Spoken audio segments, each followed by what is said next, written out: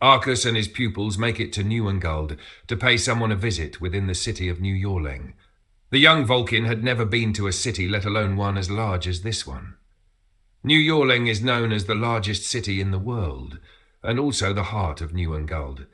It not only houses a wide variety of beastkin, but also seen as highly advanced as a civilization.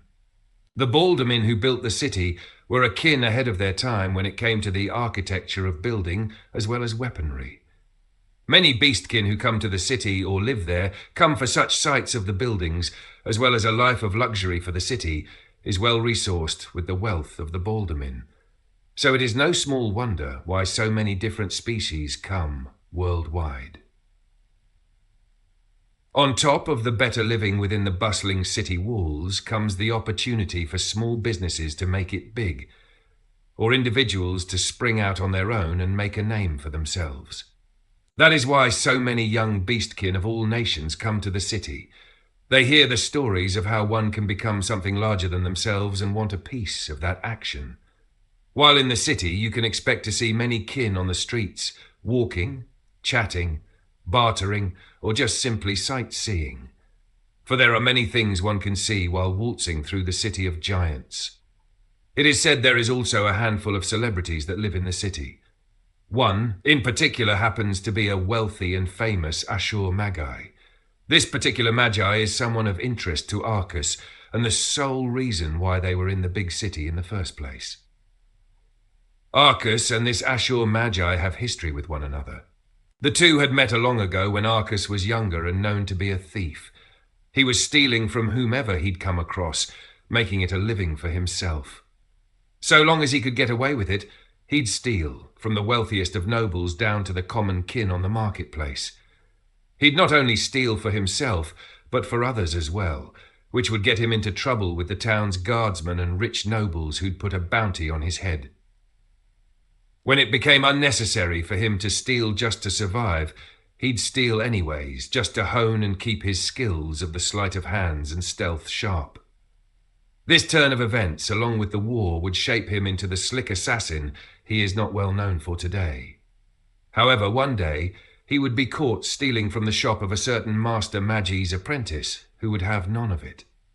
While sightseeing within the city of New Yorling, scoping out his next hist, Arcus came across a shopkeep who had caught his eye. This shopkeep was unlike any other.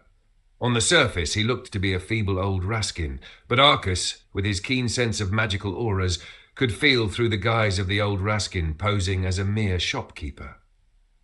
The urge to find what goods this old Magi had in store was too tempting for Arcus to pass up, even if he did feel the prevalent danger of getting caught. Being an astute Magi himself, Arcus wondered what tomes and books and other magical items he could steal away was kept inside. Like a box of treasure, he was called to do this very thing that would otherwise go against his code. So one night, Arcus would sneak into the magicka shop. Just like the old raskin himself, the shop was not secured, nor was it sealed up with magicka to keep curious thieves such as himself from getting in. This should have been a red flag for Arcus. However, the thief could not pass up this opportunity and threw his wits out the window for the sake of wonder. Picking the locks of the shop was easy enough, and slipping in as quiet as an alicat was just as easy. Without making a sound, Arcus made himself at home. He'd tiptoe through the small shop, gazing over the many assortment of potions that rested on the shelves and the baubles that hang from the ceiling, casting a low glow of colour as their magicka within radiated, giving the section a warm, whimsical feeling that a magicka shop ought to have. Arcus felt that he could lose himself within this little shop of the raskin. He was gandering over a bookshelf when something caught his eye from across the room. It was a sphere, sitting there, floating above the small night table it was set on. Like an ornament on display, the sphere spoke to him, compelling Arcus over. Arcus slowly sauntered over, his eyes locked on this strange artifact. The closer he drew to it, the more it seemed to speak to him. He looked the floating sphere over. It was oddly textured with small sharp angles, like triangles pieced together. He had never seen the likes of this object before, and he was vastly invested in it. Arcus slipped off his leather gloves and carefully reached out to the sphere. When his hand neared it, the sphere suddenly opened. Its triangles suddenly shifted and separated themselves, revealing a bright spark in the middle. This spark lit up Arcus's eyes, and he could feel a pull of his very core. He hovered his hand over the open sphere, as if he knew exactly how to handle this errant object he's never seen before. The object seemed to react to his hand movements, and the inner spark of it began to change colours. First it flashed a hue of red, then simmered to a cool blue, before it would strangely turn black as the night without stars and began to vibrate. The vibration of the object and its sudden dark appearance alarmed Arcus and caused him to back away from it. He felt a surge of energy rush through him and tense up his core, as if this object was on the verge of exploding on him. He'd quickly make a move for the window to escape the pending explosion, but reconsidered, as he did not want it to destroy the very shop it was held in. He would shield himself as he'd near the seemingly unstable object again. With his hands held out, he'd reach for the object, but not grasp it, and attempted to quell the raging effect of the blackened core. With bitten-back lips, Arcus focused all of his magic mana on stilling the thing, which only shook and vibrated even more intensely despite his best efforts. Arcus would not cease his actions, however, and was even more determined to stop the possible bomb. He'd curl his fingers, which shook with great pressure, as he'd fight to contain the unstable energy threatening to burst. Just as he felt either he or the object beginning to give in, he heard someone that shouted out to him, breaking his concentration and forcing him to look in the direction where the voice came from. A rather dark and slender Jackan was bounding down the stairs and rushing over to him before he could move away from the sphere, which had dropped immediately upon being released from Arcus's hold of it. "Stop! You're making it worse!" The Jackan swiftly put himself between Arcus and the sphere, which had calmed down the moment Arcus broke his focus upon it, as he noticed. The Jackan huddled over the sphere with his arms around it, like a mother protecting its babe. He'd throw a look of disbelief at Arcus, who only stared wide-eyed at him, akin to a child having been caught doing something he had no business doing. "Are you insane, trying to blow us all up?" the Jackan asked as he looked over the sphere. The angles now closed and settled into a more rested state of languid floating. It was as if nothing had happened, but the Jackan was not through with Arcus. Before Arcus could make his escape, while the Jackan was distracted with the strange sphere, seeking to slip out of the window, he was then shackled by the ankle with dark magicka. The magical black shackle that emitted a green aura was snugly secured around Arcus's ankle, the one not yet out of the window. He looked to his jailed leg, then to the Jackan that was the cause of it, and seemed appalled. "Excuse me, where do you think you're going?" the Jackan asked, his green eyes leering into Arcus, who snarkily but meekly replied, "You're welcome. I believe I kept that thing from blowing this place up. The least you can do is thank me and release me." The Jackan's green eyes seemed to glow a fiery green as the shackle around Arcus's ankle tightened, causing the night thief to wince and bounce on one foot back inside the shop. "Oh no, you don't. You're a thief, aren't you? You tried to steal away with one of my master's artifacts. I can't let that go, so I must not let you go." Arcus could feel the cogs of his mind working as he stared at the Jackan and then to the shackle of his leg. He understood that he was in the wrong, seeing as he was caught red-handed breaking into someone's shop and then trying to steal one of their belongings. He was no master thief, so him being snagged while trying to escape was not new to him. However, there was something about this Jackan that rubbed him the wrong way. Enough for him to feel the urge to break the shackle and do away with the Jackan entirely. However, the better self of him would win over the mental argument, and he found himself sighing and raising his hands in defeat. "All right, you're right. You've got me. I was indeed trying to steal that sphere you had left out, unguarded, mind you. If that thing is so precious to you, why leave it out for any schlub to come along and whisk it away?" Arcus would look into the Jackan with accusing eyes and a hint of a smirk. 1:30 m. Now it was the Jackan's turn to look appalled. "Are you accusing me of wrong when you're here in someone else's establishment, trying to steal from them? Have you no shame?" It kind of goes out the window when you're in this sort of business, chap. Arcus's rictus grin was still evident as he said this. It took a moment for the Jackan to reply, for he was looking the tall thief over. He'd then squint his eyes at the rogue. "You're a Volcari, aren't you? I can tell even without the wings. The horns are a dead giveaway, not to mention your coloration of your pigment, or lack thereof." Arcus slowly glanced down at himself. He seemed slighted at being so easily identified when he was usually careful of keeping a low profile. He'd click his head as if he were cracking his neck and gave the Jackan a somewhat sour smile. "That's a good guess, Jackan. I can see why you are your master's apprentice." The Jackan sneered at this. "You don't know anything about my master, so don't speak as if you do, Volcari scum. We know your kind well across the realm. You are not the sort to be trusted, and I can easily see why." The Jackan proudly turned up his nose at Arcus. Arcus didn't seem fazed by this and simply shrugged with a face of indifference. "What can I say? Our father was not the best at raising us." "It seems the apple doesn't fall far from the tree. I take it." The Jackan was not amused with Arcus's lack of empathy for what he and his kind has done, even if he did not know Arcus personally. Arcus did not change from his plank expression. "No, I suppose not. I take it you won't release me from this shackle, then? It's rather tight." The Jackan gave a dry laugh, and his words came out like silk and honey. "Don't be silly, Volcari scum.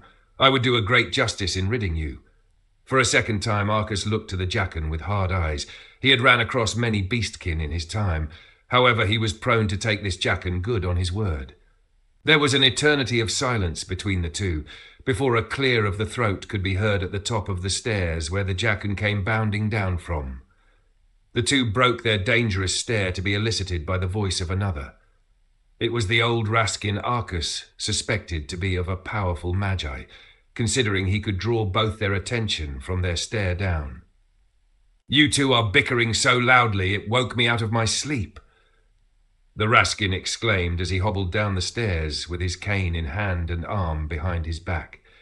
He was indeed extremely feeble-looking, judging by how long it took him to reach the bottom of the 7 steps, but once he landed, he'd give the two a hard look that stilled Arcus and called the Jackan over to kneel at his feet and bow apologetically. "Master, I am so sorry to have disturbed your sleep. I was dealing with this hooligan of a thief," the Jackan surely said, with a scornful look thrown over his shoulder to Arcus, who merely blinks in innocence. The raskin master strokes his beard and glances up at seemingly nothing in particular. In a soft, wistful voice he claims, "I was having such a nice dream too," to which the Jackan gasps and repeats his bowing at a faster pace and repeats his apologies. It takes a moment of gazing into the distance before the raskin master finally sets his weary eyes on Arcus. Upon being looked at, or rather looked into, Arcus straightened up, his shoulders stiff and squared. He felt like a little boy again, with just a simple gaze from this raskin. "Is this tall gentlekin the one you were referring to as a hooligan?" The raskin master looked to the bowed Jackan, who never lifts his head, but nods in response. The raskin then looks back to Arcus, who never moved and hummed in thought, stroking his beard. His fuzzy brows seemed to drape over his eyes, but Arcus could tell his person was being regarded with deep consideration. Arcus looked about with just his eyes, expecting the raskin to finally say something. The raskin took in a breath, and Arcus leaned in just for the raskin to suddenly cough. The Jackan was quick to move to the raskin, who held up a shaky hand to put the Jackan on pause as he finished his coughing fit. The Jackan reluctantly knelt back on his knees and waited on the raskin. After the raskin finished his dry coughing, he'd clear his throat again and took in another deep breath, putting Arcus on his toes once more. There was a long pause.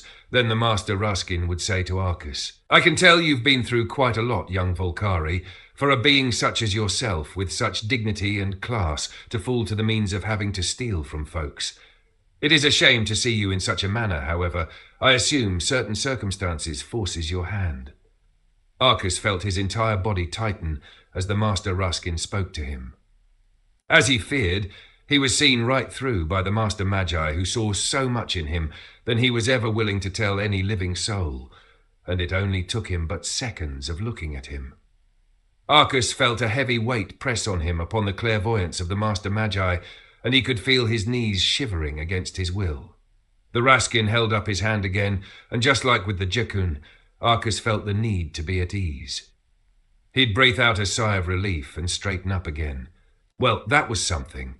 I didn't take you for just some simple shopkeep to begin with, Raskin. Arcus spoke with a confidence back in his voice. The Raskin master chuckled with amusement and lifted his head, still stroking his beard. You have a good eye on you, Volkari. If you knew that much about me, why did you break into my shop? Came to see what goodies I'd have locked away, aye? Arcus shrugged with a somewhat sheepish grin on his face. What can I say? I'm a sucker for treasure.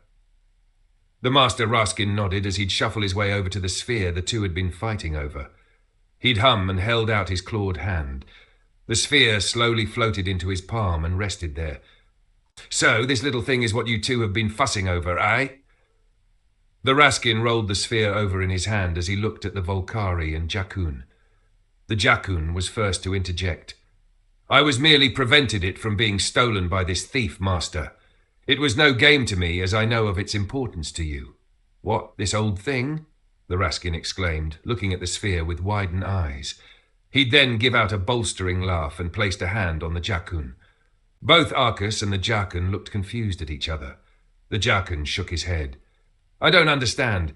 You've told me for years now that the sphere was of high importance to you. Not important enough to risk your life over, Abdol. Please. The Jakun named Abdol looked confused even more, then looked to Arcus, who only gave him a silent knowing look with his eyes. He'd then whip his head away with another nasty sneer towards the Volkari. Master, surely you don't mean this ruffian that has to steal and sully his pride you claim him to have can best me? He couldn't even get away from me, and nearly blew us all to the high heavens with his ignorance. The Raskin master hummed again in thought as he looked the sphere over in his hand. It is rather peculiar that the hexalon reacted to you in such a chaotic manner. I have never seen it react in such a way before. He then looked up to Arcus again, hobbling over to the tall lad who took a step back from the much shorter being. The Raskin master leaned into Arcus with squinted, beady eyes. He'd then take out a pair of bifocals from somewhere within his pajamas and placed them on his face. The thickness of the lens magnified the old Raskin's eyes by 10 times, bulging them in a rather comedic manner. They blinked several times as they'd adjust to the change in vision before they'd squint up at Arcus again. You are unlike any other that I have ever seen before, Volkari. Something about you screams potential, but there is something else inside you. Something dark. Naturally, it's a Volkari. Their kind are known to be sinister in nature. The old Raskin master looked to Abdol, then back to Arcus. No, it's not sinister in nature, but it is certainly an anomaly, and dare I say, deep, like a void. I best not look into you any further, lad, lest I get lost in you, I fear. It took Arcus a moment to overcome his bewilderment over the statement before he'd recover with his usual snarky smugness. He'd fix back on his leather gloves with a smirk to the old master. Well, I do have that effect on people. The falling for me, not the whole darkness you mentioned. What is that thing you're holding anyway? What this? The Raskin continued and looked to the sphere in his hand. It's a hexalon, if you're wondering what it does. The Raskin held out his open palm, allowing the floating hexalon sphere to rise. It then opens its triangles once more to reveal the spark. The spark was no longer black, but radiated in several different colours as it turned and flew around the Master Raskin. The colours of the sphere would illuminate some of the open triangles as it spins, covering the entirety of the room in colour. It was a dazzling display that left Arcus in awe. No matter how many times I see it, I never get tired of seeing this, Abdol said as he too was taken in by the spectacle. I have wondered myself what the sphere exactly is, Master, but you've never told me. The old Raskin turned to Abdol and winked. It's my little invention. I call it the dance ball. The what? Abdol looked on, utterly lost. To help his confusion, the Master Raskin continued. It's a dance ball. It brings life to a room and helps with the dancing mood. To put on a demonstration, the Raskin, despite his rickety condition, would begin to move in ways neither of them would have thought was possible for someone of his age. He no longer looked stiff, but moved as fluid as a seasoned performer. There was no music playing, however. Arcus could have sworn he could hear a tune whisper in his ears as he watched the old Raskin move, mirroring a younger version of himself. As if lost in the visage, the two bickering magi got along for a moment before they realized what was going on and returned to staring into each other with silent growls of dominance. The Raskin laughed at the two and took Arcus by the hand, breaking his stare down once more to focus on the master. Though it was a simple gesture, he felt the need to pull away, but it was big enough to leave an impact inside him with just a touch, one he would quickly do away with stoicism. The Raskin master smiled up at him and patted the back of his hand. "You know, I could use another apprentice around here. It can get quite busy around here, and I'm sure Abdol could use the company of someone around his age." "But I'm older than him," Arcus would interject, perplexed. Even if he was mystified by it all, he still had to throw in one more quip at the Jarkun who glared at him. "You look older," Abdol would retort, gaining an amused snort from Arcus, but nothing else. Arcus hesitated as he withdrew his hand from the old Raskin master and slowly shook his head. "I appreciate the offer, sir. However, I am not one to be tied to any master. I may not look like it, but I can take care of myself." With just a snap of his fingers, the shackle around his ankle snapped apart, releasing him from his hold of the Jarkun, who looked disturbed in the face, eyebrows furrowed. The master Raskin only nodded in acceptance, but would leave a piece of advice with the Volcari that would stick with him. "We all need a master in our lives. We do not know it all, therefore cannot do it all alone. One day, young Volcari, there will be a time when you will realize that. That is all I will say to you before you continue on your way." As if to conclude something, the old master nodded his head again and slowly turned away from Arcus to hobble towards the stairs. "As for me, this old Raskin is heading back to bed. Abdol, I will leave the duty of security to you. We can't have any more strays wandering in the shop. We have a business to keep, you know." "As you say, master," Abdol would confirm, giving Arcus another glaring look. "You heard him. You're free to leave. Begone from this place and never return, Volcari." "I did say that he was free to leave. Yes, and yet he still remains here," the old Raskin would note, speaking over his shoulder as he was ascending the stairs. He hid a small smile on his face, revealing it to Arcus, who just stood there. The Volcari seemed to be struggling with his inner thoughts, mulling over what the Raskin master said. He tightened his fists and bit back his lips, staring a hole into the wooden floor. It would take several moments before he would muster the courage to look at the old Raskin master. "What time do you lot get up in the morning anyways?" The old Raskin gave a small huff and a single nod before he'd returned to the upper floor of the shop.